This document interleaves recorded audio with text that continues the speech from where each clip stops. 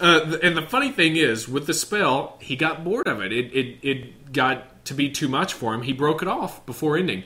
One of the interesting little facts about that is incompletion of the Abramelin was said to lead to demonic possession after that. So it could be said that when he broke that off, all hell broke loose, kind of literally.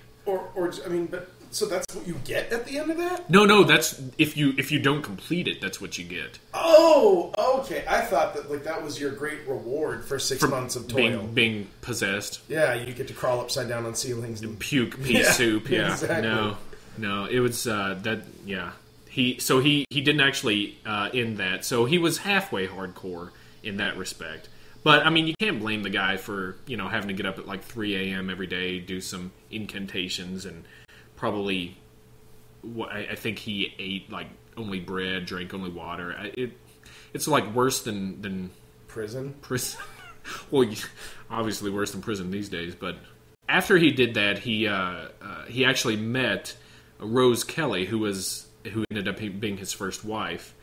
He married her pretty much immediately, and then loved her. That's how you did it in Victorian England, anyway. Why not? But they honeymooned in Egypt. Now, apparently Rose didn't have anything to do with the occult or any mysticism, anything like that. That's got to be particularly bad Victorian luck.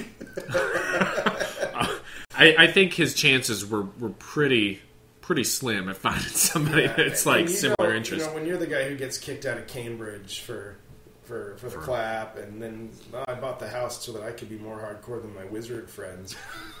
Word's probably out. Yeah, I imagine that she probably was not in the highest of esteem of her peers either. But apparently, when they went on their honeymoon in Egypt, she started getting from she didn't know where she was getting one particular message that said they are waiting for you. And she kept telling him that, as someone was talking through her to him, saying they are waiting for you. And it even kind of freaked him out a little bit, because he was like, "What? You're not of this world, I like that you're trying to share my interests, but you're freaking me out." Yeah, it's like you've not done any of this, and now you're trying to to jump in here. This is kind of weird. But she kind of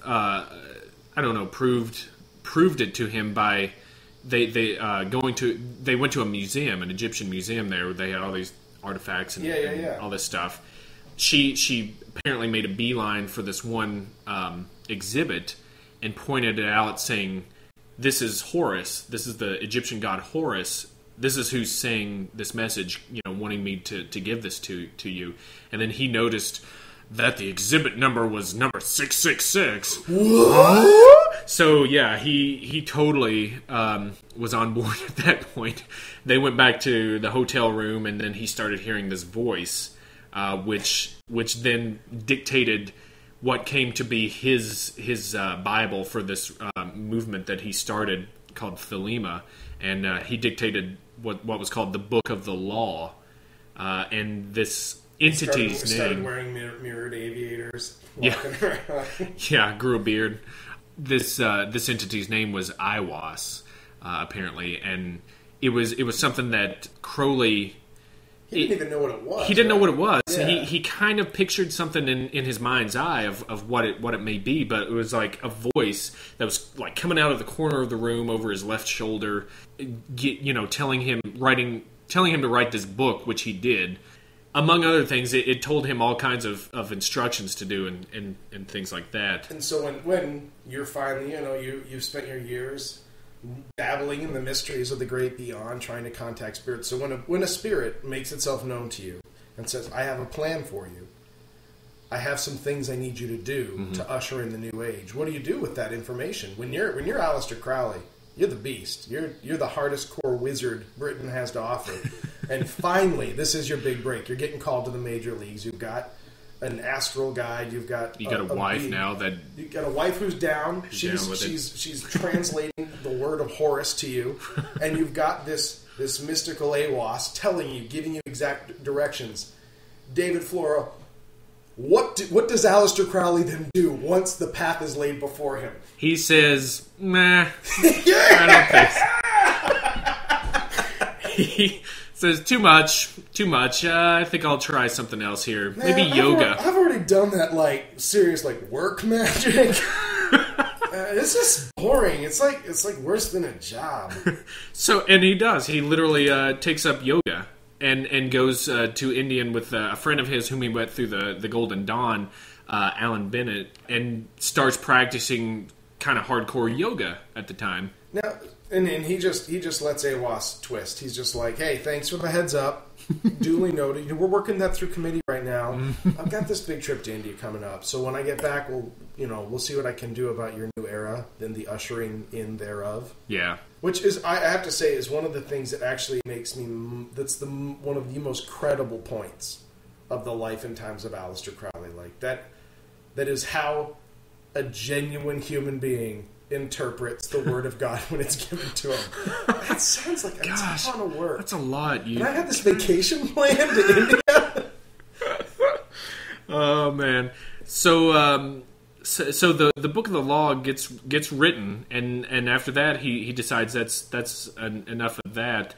But still is like, I'll take what I've done because it's a ton of work, and I'm not gonna do it for nothing.